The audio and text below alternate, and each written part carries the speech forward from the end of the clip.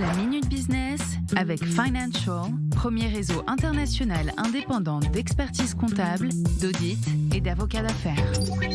Soyez les bienvenus, la Minute Business i24 News. Et aujourd'hui, on explore une piste d'investissement. On va descendre dans l'obscurité de nos sous-sols. Bonjour Gilles Belaïch, avec notre expert. Investir dans la pierre, Gilles, même avec un petit budget. Et si les caves avaient aujourd'hui le profil idéal? Vous avez parfaitement raison, David. C'est un vrai sujet d'investissement. On avait parlé, fut un temps, des parkings. Les caves, c'est des coûts qui sont relativement modérés et qui présentent des opportunités de rentabilité de 10 à 13%, avec quasiment aucune charge en face, on est bien d'accord, mais qui représentent le même schéma que de l'investissement foncier classique et qui peuvent être des vraies opportunités, plus 118% à Paris de croissance de transactions sur les caves de 2018 à 2019. Beaucoup de gens ont compris qu'aujourd'hui, le vrai secret, c'est d'avoir de la surface. Encore plus avec le Covid, on a eu besoin d'avoir sa place bureau et donc de déloger un tout petit peu ce qu'on avait chez soi. Ouais, donc un vrai intérêt justement, Gilles, demande grandissante, mais les opportunités, est-ce qu'elles sont bien présentes aussi?